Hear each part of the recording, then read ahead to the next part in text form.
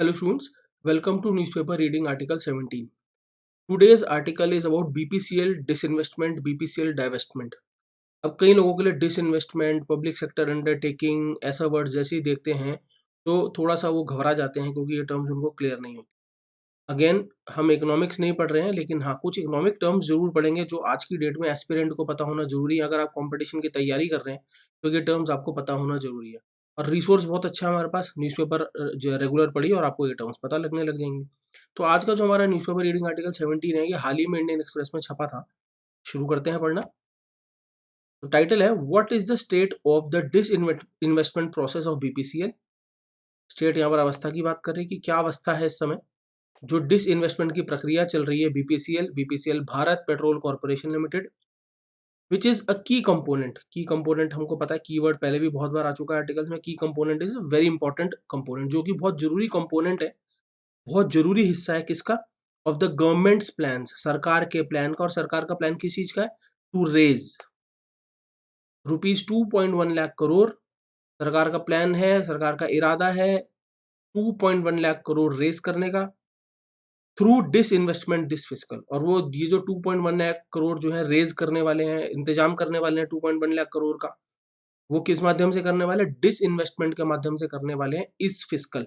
Fiscal word को देख के घबराना नहीं है। फिस्कल का डिक्शनरी मीनिंग देखेंगे ना स्टूडेंट्स, तो आपको मतलब मिलेगा related to finance. Anything that is related to finance is fiscal. लेकिन यहाँ पर फिस्कल का मतलब है फिस्कल ईयर, वित्तीय वर्ष। वित्तीय वर्ष कैलेंडर ईयर से डिफरेंट होता है। कैलेंडर ईयर 1 जनवरी से 31 दिसंबर तक होता है, जबकि वित्तीय वर्ष जो होता है 1 अप्रैल से 31 मार्च तक होता है। तो ये जो आर्टिकल हमें बता रहा है कि कैसे जो सरकार का एक प्लान है कि वो बीपीसीएल में डिस इन्वेस्टमेंट करके 2.1 लाख करोड़ जो है जुगाड़ेंगे, इंतजाम करेंगे, वो किस प्रकार से होगा इस वित्तीय वर्ष में।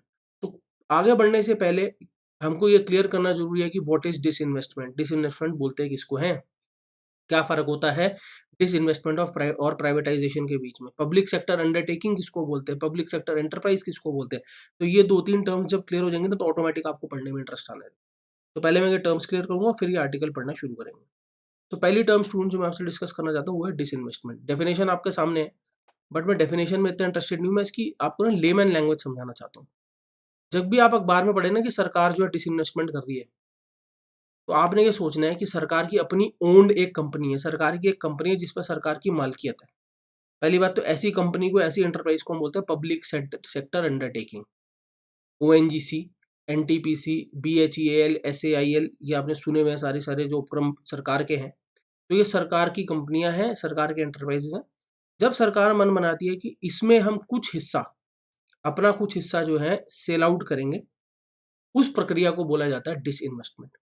हमेशा याद रखना है कि जब सरकार अपनी हिस्सेदारी बेचती है इस कंपनी में, तो इससे मालकियत में कोई फर्क नहीं आता। यानी कि जो कंपनी या जो एंटरप्राइज की हम बात कर रहे हैं उसमें मालकियत सरकार की ही रहती है।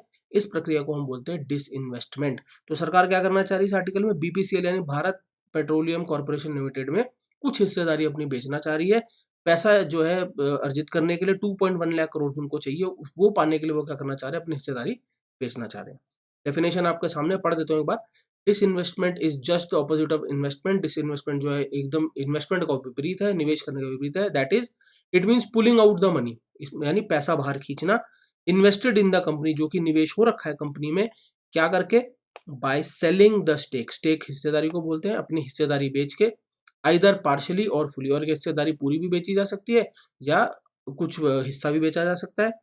It does not lead to the change of ownership, और इससे मालकियत में कोई फर्क नहीं पड़ता। मैं बात इस समय कर रहा हूँ गवर्नमेंट के पर्सपेक्टिव से कि जब सरकार अगर अपना हिस्सेदारी बेच रही है और मालकियत में अगर कोई फर्क नहीं पड़ रहा है तो उसको डिसइन्वेस्टमेंट बोलते हैं। क्योंकि अगर मालकियत पे फर्क पड़ गया, मालकियत का फर्क पड़ गया मतलब जो कंपनी अभी गवर्नमेंट ओन्ड है और अगर वो प्राइवेट प्लेयर्स के हैंड में चलेगी, प्राइवेट एंटरप्राइज के हैंड में चलेगी, प्राइवेट होल्डर्स के हाथ में चलेगी, उस प्रक्रिया को फिर हम बोलते हैं प्राइवेटाइजेशन। फर्क सिर्फ इतना है कि डिसइन्वेस्टमेंट में सरकार उतना ही हिस्सा बेचती है जिससे कि मालकियत में कोई फर्क ना पड़े, सरकारी कंपनी रहे। लेकिन अगर सरकार इतना बड़ा हिस्सा भेज दे कि मालकियत जो है प्राइवेट प्लेयर्स के हाथ में चला जाए, अब वो इतना बड़ा हिस्सा क्या है, 51% या उससे ज्यादा। तो सरकार अगर 51% या उससे ज्यादा की हिस्सेदारी प्राइवेट प्लेयर्स को बेच देती है तो उस प्रक्रिया को बोला जाता है प्राइवेटाइजेशन। देखो लिखा भी हुआ है privatisation. Is a transition, privatisation जो है चेंज है, transition is a change of government owned company. वो बदलाव क्या है, जब जहां पर एक गवर्नमेंट ओन्ड कंपनी, एक ऐसी कंपनी जिसमें गवर्नमेंट की मालकियत है, वो कंपनी हो सकती है, कोई ऑपरेशन हो सकता है, कोई यूनिट हो सकती है, कोई डिवीजन हो सकती है, और ये जो ट्रांजिशन होता है किसकी तरफ हो जाता है, to the privately owned enterprise, यानी गवर्नमेंट ओन्ड एंटरप्राइज बन जाती है प्राइवेटली ओन्ड एंटरप्राइज। एक एक ऐसा एंटरप्राइज, एक ऐसी कंपनी जिस पर अभी तक सरकार की मालकियत है, वो बन जाती है एक प्राइवेट कंपनी। ये कब होता है, it happens when more than 51% of the shareholding of the government is transfer to private hand. ये तब होता है जब 51% से ज्यादा जो है शेयर होल्डिंग या शेयर जो है या हिस्सेदारी जो है वो गवर्नमेंट के हाथ से किसके हाथ में चले जाए, प्राइवेट प्लेयर्स के हाथ में चली जाए। बेसिक सी बात करी, बहुत लेमन भाषा में, लेकिन आपको अब क्या होगा, अखबार पढ़ने में थोड़ा इंटरेस्ट आने लग जाएगा। तो डिसइन्वेस्टमेंट क्लियर है, प्राइवेटाइजेशन क्लियर है, पब्लिक सेक्टर अंडरटेकिंग भी क्लियर है। पब्लिक सेक्टर अंडरटेकिंग जिसमें मालकियत या ओनरशिप अगर सरकार की है, गवर्नमेंट की है, तो उसको हम बोलते हैं पब्लिक सेक्टर अंडरटेकिंग, जैसे कि ओएनजीसी, इंडियन ऑयल, एनटीपीसी वगैरह हमने एग्जांपल्स ले लिए। अब इतनी बात जब हमको पता चल गई तो आर्टिकल पढ़ना हम शुरू कर सकते हैं। स्टार्ट करते हैं। The disinvestment process of Bharat Petroleum Corporation Limited has moved on to the second phase. Has move present perfect tense की वॉइस है। ये जो डिसइन्वेस्टमेंट की प्रक्रिया है आगे बढ़ चुकी है और ये सेकंड फेज में आ गई है। With the government having received, with यहाँ पर आप ऐसे भी पढ़ सकते हो, एज भी पढ़ सकते हो उसको, या नाउ भी पढ़ सकते हो। अब जब गवर्नमेंट पा चुकी है, हैविंग रिसीव्ड मतलब जब गवर्नमेंट पा चुकी है मल्टीपल एक्सप्रेशंस ऑफ इंटरेस्ट। ये एक्सप्रेशन ऑफ इंटरेस्ट स्टूडेंट समझते हैं क्या होता है, ये एक ऑफिशियल आवेदन है। सरकार ने क्या करा, सरकार ने बताया कि भाई हम अब डिसइन्वेस्टमेंट करना चाहते हैं बीपीसीएल में।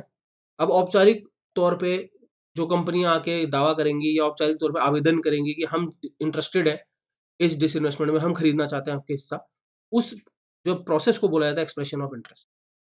तो having received multiple expression of interest for its 52.98% stake, अपने 52.98% स्टेक के लिए, अपनी 52.98% हिस्सेदारी के लिए in the country second largest fuel retailer, BPCL जो कि देश का सेकेंड लार्जेस्ट रिटेलर है, उसमें सरकार की 52.98% हिस्सेदारी है।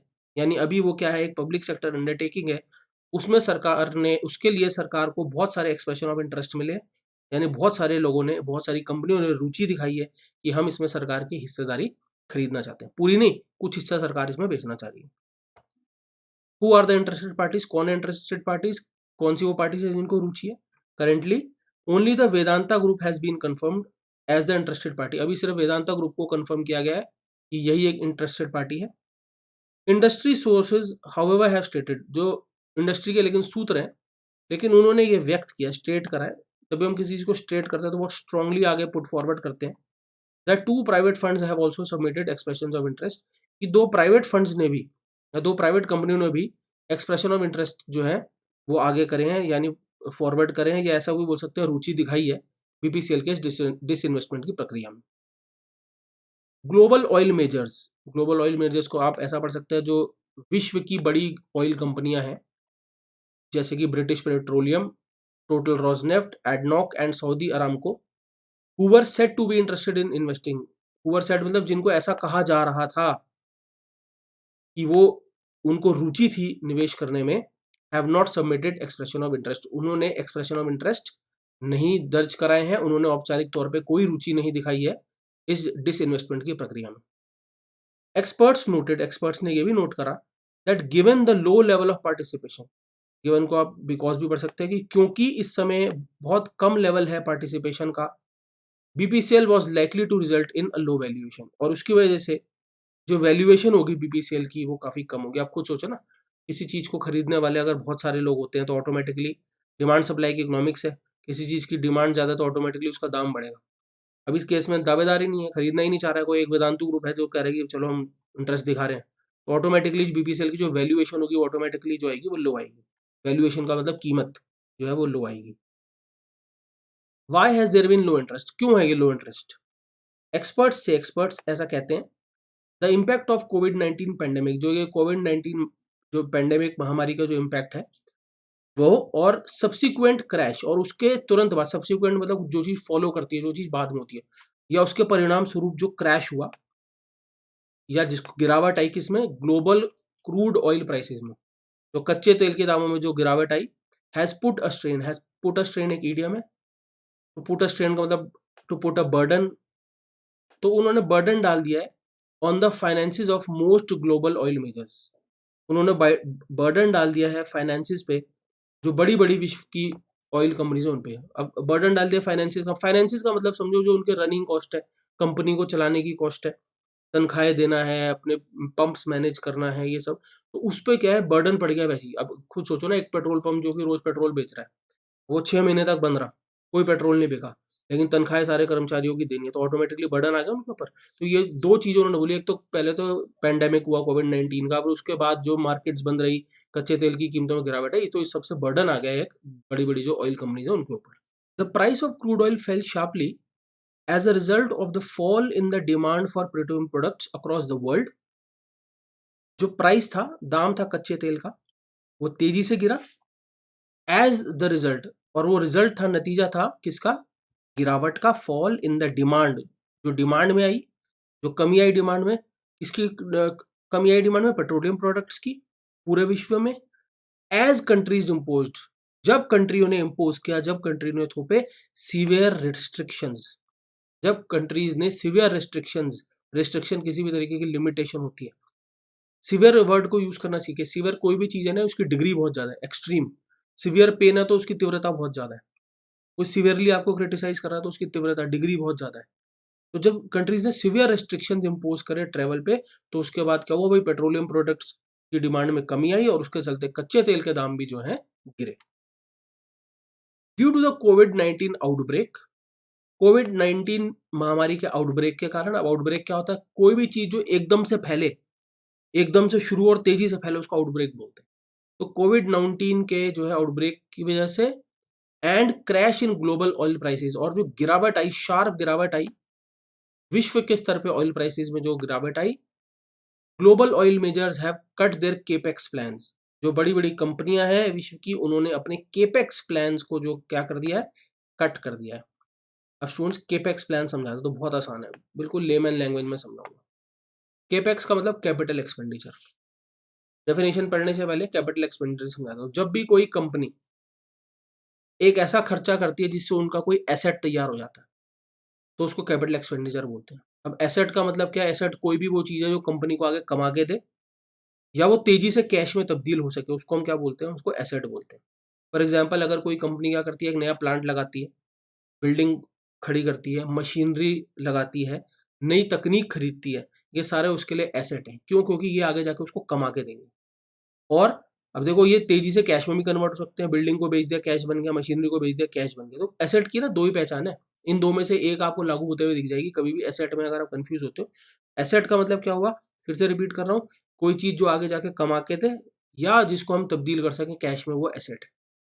तो जब कोई कंपनी क्या करती है, इस प्रकार का खर्चा करती है, उसको कैपिटल एक्सपेंडिचर बोलते हैं। देखो डेफिनेशन में यही कह रही है, कैपिटल एक्सपेंडिचर या capex are funds used by a company. Capex वो फंड्स होते हैं, वो पैसे होते हैं जो यूज किए जाते हैं कंपनी के द्वारा टू अक्वायर, अक्वायर मतलब हासिल करने के लिए, या अपग्रेड करने के लिए, या मेंटेन करने के लिए, रख रखाव करने के लिए, किसका, फिजिकल एसेट्स का, जैसे कि प्रॉपर्टी, प्लांट, बिल्डिंग, टेक्नोलॉजी और इक्विपमेंट।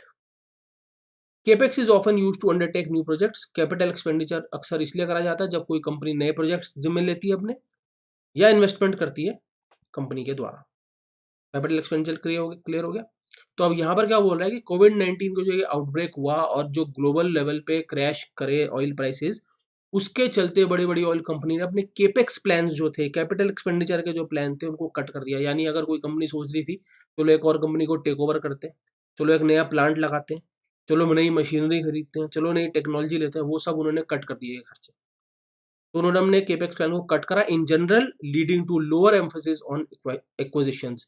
लीडिंग टू का मतलब जो कि कारण बना किसका, लोअर एम्फोसिस। एम्फोसिस का मतलब जब हम इंपॉर्टेंस देते हैं किसी चीज को, यानी कि उन्होंने इंपॉर्टेंस नहीं दी इसको, एक्विजिशंस को। एक्विजिशन का मतलब अगर बिजनेस सेंस में बात करें, जब एक कंपनी किसी और कंपनी को अक्वायर करती है या कुछ अक्वायर करती है, तो बेसिकली खरीदने की बात हो रही है। तो यहाँ पर इस वर्ष में क्या हुआ, जो बड़े बड़े ऑयल मेजर्स थे, उन्होंने इंपॉर्टेंस नहीं दी अक्वायर करने के लिए। उन्होंने ये नहीं सोचा कि हम खरीदेंगे कोई किसी और छोटी कंपनी को, या कुछ ही चीज को हम खरीदेंगे, इस चीज पे उन्होंने जोर नहीं दिया। Major deals which were being anticipated, बड़ी बड़ी डील जिनको एंटिसिपेट किया जा रहा था। एंटिसिपेट जब हम किसी चीज को करते हैं ना तो उसके लिए बहुत एक्साइटेड होते हैं, कुछ होने वाला है तो बहुत एक्साइटेड होते हैं उस चीज को लेके, उसकी बहुत उम्मीद कर रहे होते हैं, कामना कर रहे होते हैं ऐसा हो जाए। तो बड़ी बड़ी डील्स थी जिनको एंटिसिपेट किया जा रहा था, हैव नॉट हैपेंड, वो हुई नहीं। So interest in new acquisition, और इसीलिए जो रुचि थी नई एक्विजिशन, एक्विजिशन मैंने आपको अभी बता दिया, खरीदना, नई कंपनी को अक्वायर करना, इसलिए जो एक्विजिशन में इंटरेस्ट है जो बड़ी ऑयल कंपनीज का, वो लो है। सेड अभिजीत बोरा, ये अभिजीत बोरा जी ने कहा, जो कि एनालिस्ट हैं शेर खान में। शेर खान एक कंपनी का नाम है, इन्वेस्टमेंट कंपनी है। Plan investments by Saudi Aramco into Reliance Industries, जो प्लान किए हुए थे निवेश सऊदी अरामको कंपनी ने किसमें, रिलायंस इंडस्ट्री में and Ratnagiri refinery complex, have seen delays. तो जो सऊदी अरामको कंपनी ने निवेश प्लान किए हुए थे कि वो रिलायंस इंडस्ट्री में निवेश करेंगे, रत्नागिरी रिफाइनरी में निवेश करेंगे, उनमें भी अब क्या दिख रहा है, डिले देखने को मिल रही है। व्हाट इज नेक्स्ट, आगे क्या होने वाला है। एक्सपर्ट्स नोटेड, एक्सपर्ट ने ऑब्जर्व करा, नोट किया, that the government may rope in other public sector undertakings. Rope in एक फ्रेज है, जब हम किसी को रोप इन करते हैं तो उसको परसुएड करते हैं, मनाते हैं, अर्ज करते हैं, रिक्वेस्ट करते हैं कुछ करने के लिए या किसी चीज का हिस्सा बनने के लिए। तो यहाँ पर ये बोला जा रहा है सरकार शायद दूसरी पब्लिक सेक्टर अंडरटेकिंग्स को जो है परसुएड करेंगी, जैसे कि ओएनजीसी या इंडियन ऑयल, और इंडियन ऑयल को क्या करने के लिए, पार्टिसिपेट करने के लिए in another round of bidding, कि वो हिस्सा लें। एक और राउंड होगा बिडिंग का, बिडिंग का यहाँ पर मतलब जो है बोली लगाना है। देखो बिड के ना डिक्शनरी में 3 मतलब मिलेंगे, किसी को ऑर्डर कमांड देना भी बिड होता है, इनवाइट करना, समन करना भी बिड होता है, और बोली लगाना भी बिड होता है। तो यहाँ पर मतलब जो है कि जो बीपीसीएल के लिए दोबारा से बोली लगेगी, ऑप्शन होगा बीपीसीएल में हिस्सेदारी का जो सरकार बेच रही है। तो यहाँ पर अब ये बोला जा रहा है सरकार जो है पब्लिक सेक्टर अंडरटेकिंग्स जैसे ओएनजीसी और इंडियन ऑयल को भी जो है मना रही है कि आप भी इसमें हिस्सेदारी करो। If it doesn't receive a high enough valuation, अगर सरकार को पर्याप्त हाई वैल्यूएशन नहीं मिलती है from the current set of interested parties, यानी जो इस समय जैसे बोला था ना वेदांतु ग्रुप है इस समय सिर्फ, तो अगर वहां से सरकार को पर्याप्त वैल्यूएशन नहीं मिलती, पर्याप्त कीमत नहीं मिलती है अपने हिस्से की, तो सरकार फिर क्या करेगी, वो एनजीसी और इंडियन ऑयल को भी बोलेगी कि एक और राउंड होगा ऑक्शन का, बोली लगेगी और आप भी इसमें हिस्सा लें। Under the terms of current bidding process, जो अभी टर्म्स है, अभी नियम है, जो इस समय पे जो बिडिंग प्रोसेस है उसके, PSUs were not being permitted, उसके तहत जो पीएसयूज थे उनको परमिट नहीं किया जा रहा था टू पार्टिसिपेट करने के लिए बीपीसीएल की डिसइन्वेस्टमेंट प्रक्रिया में। तो अभी तक क्या है कि जो अभी टर्म्स थी उसके अंडर जो ओएनजीसी, आईओसी ऐसी कंपनी पार्टिसिपेट ही नहीं कर पा रहे थे अभी तक। तो an expert who did not wish to be quoted, एक एक्सपर्ट जो ये चाहते हैं कि उनका नाम ना लिखा जाए, सेड, उन्होंने कहा, if a combination of ONGC and IOC acquire the government stake, कि अगर एक कॉम्बिनेशन यानी अगर ओएनजीसी और आईओसी मिलकर अगर सरकार का हिस्सा अक्वायर करते हैं बीपीसीएल में एट अ हायर प्रीमियम, बढ़ी हुई कीमत पे, then what is being offered by the private sector players, बढ़ी हुई कीमत पे जो कि उससे ज्यादा है जो कि प्राइवेट सेक्टर के प्लेयर इस समय देने को राजी हैं, they would likely witness a decline in their share. तो ऐसे में they would likely witness a decline in their shares का मतलब, पहले तो ये दे कौन है पता लगता है, दे बात हो रही है ओएनजीसी और आईओसी। तो ऐसी संभावना है कि वो विटनेस करेंगे, वो साक्षी बनेंगे, क्या देखेंगे, वो देखेंगे कि उनके शेयर प्राइस में गिरावट आ रही है। तो पूरे पैराग्राफ का सार क्या निकलता है कि अगर ओएनजीसी और इंडियन ऑयल कॉर्पोरेशन मिलके वो हिस्सा ले भी लेते हैं बीपीसीएल का बड़े हुई कीमत पे, यानी बड़े हुए दामों पे, किस दाम से बढ़े हुए, जो कि प्राइवेट प्लेयर देने को तैयार है, तो ऐसे में क्या होगा, ओएनजीसी के और इंडियन ऑयल कॉर्पोरेशन के शेयर में गिरावट आएगी। ये कोई एक्सपर्ट है वो कह रहे हैं। एनालिस्ट सेड, एनालिस्ट ने कहा, इट वॉज नॉट लाइकली, इसकी संभावना नहीं थी, that the government would put off the disinvestment process. Put off के अभी 3 मतलब बताऊंगा, अभी यहाँ पर समझ लीजिए टालना। तो इसकी संभावना नहीं थी कि गवर्नमेंट टालेगी जो ये डिसइन्वेस्टमेंट की प्रक्रिया है बीपीसीएल की, because of a lack of interest as it needed the proceeds from the sale to shore up its fiscal deficit. तो अभी कोई संभावना नहीं है सरकार टालेगी इस डिसइन्वेस्टमेंट की प्रक्रिया को, क्योंकि because of the lack of interest, जो इस समय प्राइवेट कंपनीज के लैक ऑफ इंटरेस्ट की वजह से जो दिख रहा है कि टालना शायद पड़े, लेकिन गवर्नमेंट टालेगी नहीं, क्योंकि बिकॉज इट नीडेड, क्योंकि सरकार को भी आवश्यकता है इसकी प्रोसीड्स की, प्रोसीड्स का मतलब इनकम है, यहाँ पर सरकार को भी आवश्यकता है रेवेन्यू की, इनकम की, किससे, फ्रॉम द सेल, जो सेल होगी बीपीसीएल में उनके हिस्से की उससे, to shore up, to shore up का मतलब देखो क्या होता है, टू शोर अप का मतलब किसी ऐसी चीज को फेल होने से रोकना जो फेल होने वाली है, या किसी ऐसी चीज को मजबूती देना जो इस समय बहुत कमजोर है। तो सरकार इस समय क्या चाहती है कि जो उसका फिस्कल डेफिसिट है उसमें मजबूती लाना चाहती है। अभी फिस्कल डेफिसिट का मतलब क्या है? फिस्कल डेफिसिट बहुत सरल शब्दों में ये है कि गवर्नमेंट की रेवेन्यू और एक्सपेंडिचर, यानी सरकार की आय और जो एक्सपेंडिचर का जो फर्क होता है, यानी जब एक्सपेंडिचर ज्यादा होता है और आय कम होती है, वो जो फर्क होता है उसको हम फिस्कल डेफिसिट बोलते हैं। तो सरकार इस समय क्या करना चाहती है? फिस्कल डेफिसिट कम करना चाह रही है अपना। किस तरीके से कम करना चाह रही है? अपनी आय बढ़ाना चाह रही है। किस तरीके से आय बढ़ाना चाह रही है? बीपीसीएल में अपना हिस्सा बेच के अपनी आय बढ़ाना चाह रही है। तो इसलिए सरकार जो है इस समय टालना नहीं चाहती है कि ये डिसइन्वेस्टमेंट का प्रोसेस टले नहीं, बस ये किसी तरीके से क्या हो जाए, ये हो जाए। ठीक है, फिस्कल डेफिसिट की डेफिनेशन पढ़ देता हूँ आपके लिए। The difference between total revenue, सरकार की जो टोटल आय होती है, and total expenditure of the government is termed as fiscal deficit. जब एक्सपेंडिचर जो है ज्यादा होता है और रेवेन्यू कम होती है, उस फर्क को हम फिस्कल डेफिसिट बोलते हैं। इट इज एन इंडिकेशन, ये एक जो है संकेत होता है, of the total borrowings needed by the government. ये संकेत होता है कि सरकार को कितना कर्ज उठाना पड़ेगा। ये सीधी सी बात है ना, खर्चा ज्यादा आय कम। अब देश को चलाने के लिए सरकार को क्या करना पड़ेगा? कर्ज लेना पड़ेगा। तो ये एक संकेत होता है कि सरकार को कितना कर्ज लेना पड़ेगा। तो कभी आप सुनते हैं ना फिस्कल डेफिसिट बढ़ गया, तो इसका मतलब सरकार को अब ज्यादा कर्जा लेना पड़ेगा। इसको इसको ऐसे इन्फर करना है। ये कुछ वर्ड मीनिंग है जो मैंने एंड में पुट स्ट्रेन के सारे पैराग्राफ के दौरान आए थे। और ये देखो सारे मैंने आपको, मैं थोड़ा इस पे रोक भी रहा हूँ। आप क्या कर सकते हो? पॉज करो स्क्रीन को, ऐड करो, फिर स्क्रीन को पॉज करो, ऐड करो, पॉज करो एंड ऐड करो। अच्छा, पुट ऑफ को इन डिटेल डिस्कस कर लेते हैं, एग्जाम में आने के पूरे चांस होते हैं इसके। पुट ऑफ के 3 मीनिंग डिस्कस कर रहा हूँ। टू पुट समथिंग ऑफ का मतलब है टू डिले, जो कि अभी हमने पैराग्राफ में पढ़ा। जब हमने बोला ना सरकार जो है डिसइन्वेस्टमेंट की प्रोसेस को पुट ऑफ नहीं करना चाह रही है, डिले नहीं करना चाह रही, वाक्य भी है। They have put off the interviews का मतलब है उन्होंने इंटरव्यूज को टाल दिया।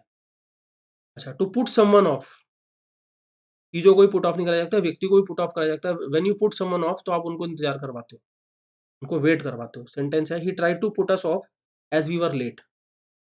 क्योंकि हमें लेट होगी तो उसने उसने क्या करा? उसने कोशिश करी हमसे इंतजार करवाने की। तीसरा, if something puts you off, अगर कोई आपको पुट ऑफ कर देता है तो it makes you dislike it और decide not to do it. तो कोई चीज अगर आपको पुट ऑफ करती है ना, तो आपके अंदर घृणा पैदा कर देती है, नफरत पैदा कर देती है, या कुछ ऐसा कर देती है कि आप वो चीज करने से मना कर देते हो, इनकार कर देते हो। फॉर एग्जाम्पल, कोई पिक्चर देखने चाह रहे थे लेकिन उससे पहले ट्रेलर देख लिया, पसंद नहीं आया, मन नहीं है पिक्चर देखने का, तो उस ट्रेलर ने आपको क्या कर दिया? पुट ऑफ कर दिया। The trailer put you off, that's why you don't want to see the movie now. Sentence है, corona virus is not putting off tourist. Corona virus कुछ नहीं कर रहा है जिससे कि टूरिस्ट को मन में ये लगे कि हमें घूमने नहीं जाना चाहिए, या टूरिस्ट के मन में घूमने के प्रति कोई हेट आए। ऐसा कोरोना वायरस कुछ कर नहीं पा रहा है। एनीवेज, तो पुट ऑफ के 3 मीनिंग मैंने आपको बताया, अपने नोटबुक में जरूर ऐड कीजिएगा। शोर अप का भी मैंने मतलब बता दिया। इफ यू शोर up something that is weak और अबाउट टू फेल, अगर आप किसी चीज को शोर अप करो जो कि कमजोर है या फेल होने वाली है, यू डू समथिंग, आप कुछ ऐसा करते हैं जिससे कि उसके अंदर मजबूती आ जाए और या वो फेल ना हो। ठीक है स्टूडेंट्स, तो आर्टिकल छोटा था लेकिन आपने इकोनॉमिक्स के कॉन्सेप्ट सीखे। मैं राउंड अप कर रहा हूँ। Disinvestment, privatisation, public sector undertaking, fiscal deficit, capex, ये 5 टर्म्स आपको पता लगे, इडियम्स पता लगे, वर्ड्स पता लगे। This is how you read the newspaper and this is how you learn. ठीक है जी, तो मेरी तरफ से इस आर्टिकल में इतना ही। इसी तरीके के इंटरेस्टिंग एक आर्टिकल की तरह से मैं फिर से आपके साथ मिलूँ।